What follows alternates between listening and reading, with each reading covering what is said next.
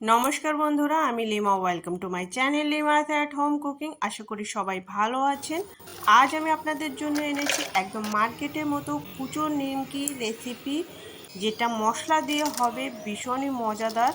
তো এই রেসিপিটা তৈরি করা খুবই সহজ, খুবই অল্প উপকরণ দিয়ে এটা তৈরি করা যায় ঝটপট। তাইলে চলুন আজকের এই রেসিপিটা শুরু করা যাক।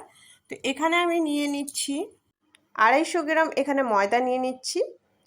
আর এটাকে প্রথমে আমি চেলে নিচ্ছি ভালো করে, যদি এর ভিতরে লাম্পস থাকে তাহলে সেটা বেরিয়ে যাবে।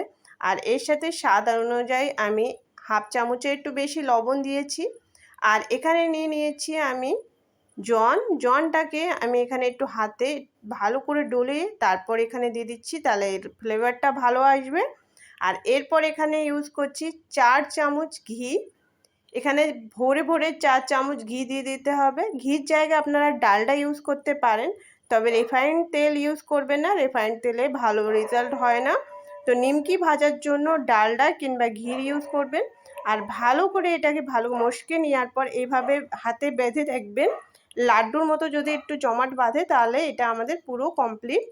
এখন সামান্য অল্প অল্প করে জল দিয়ে একদম শক্ত হাতে এটাকে ডো মাখিয়ে নিতে হবে। ডোটা কিন্তু নরম যেন না হয়, ভালো শক্ত করে মাখাতে হবে ডোটাকে।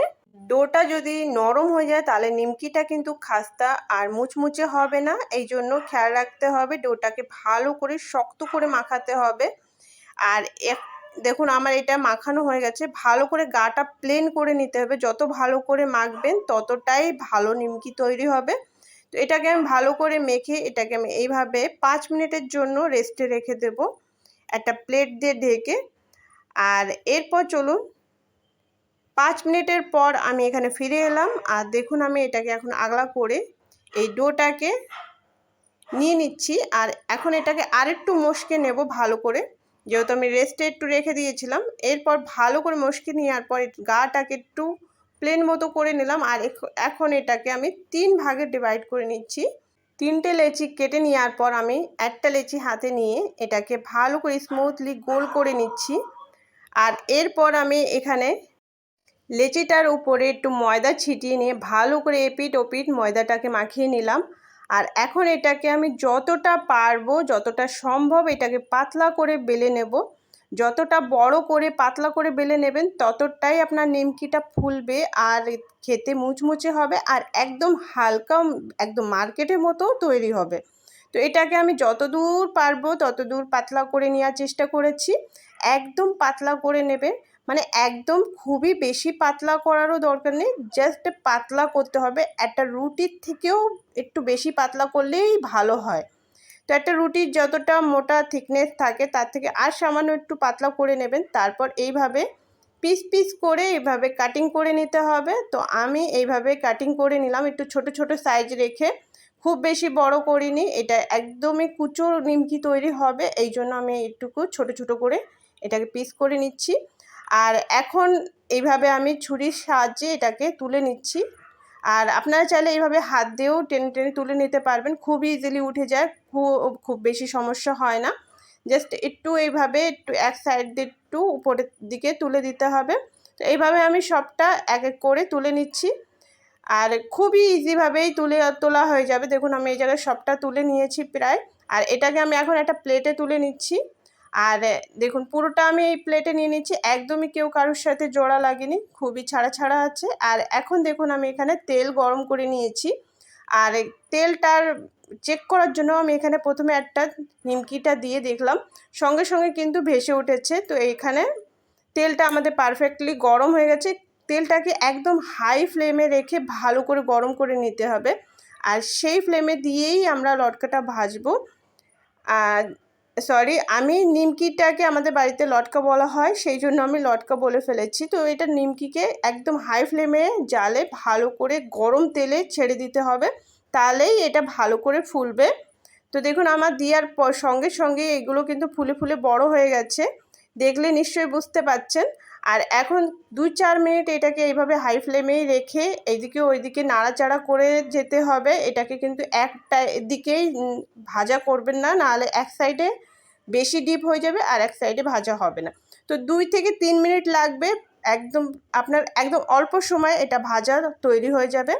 2-3 মিনিটের মধ্যেই এর উপরে হালকা গোল্ডেন কালার আসলেই এটাকে তুলে নেব।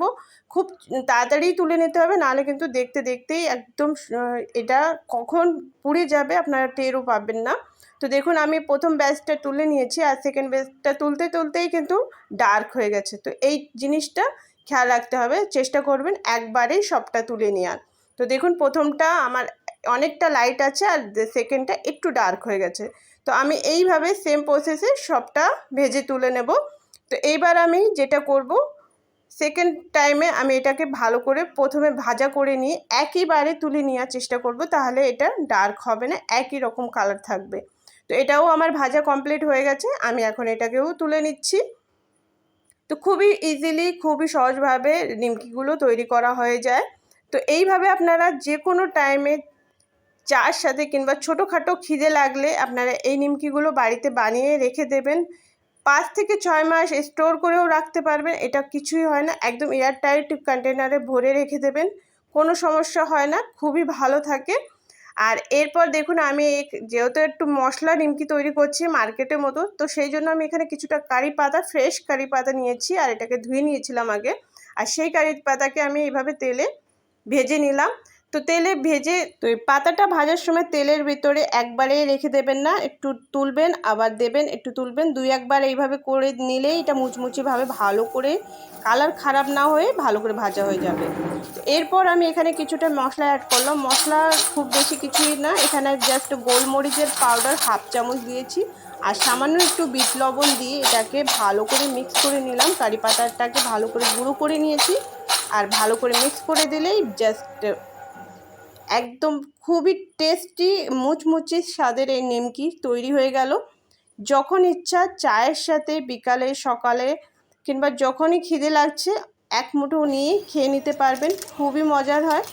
আর দেখুন কতটা খাস্তা, এর সাউন্ডটা শুনলেও বুঝতে পারছেন, আর কতটা মুচমুচে এটা দেখুন। হাতে একটু দিলেই, মানে চাপ দিলেই এটা গুঁড়ো গুঁড়ো হয়ে যাচ্ছে। তো ব্যাস এইভাবে আপনারা তৈরি করে নেবেন। রেসিপিটা ভালো লাগলে অবশ্যই লাইক করে দেবেন, আমার চ্যানেলকে সাপোর্ট করতে, চ্যানেলকে সাবস্ক্রাইব করতে একদমই ভুলবেন না। আর এটাকে আমি স্টোর করার জন্য এরকম একটা প্লাস্টিকের কোটায় রেখে দিচ্ছি, আপনারা যে কোনো কোটায় এটা রাখতে পারবেন।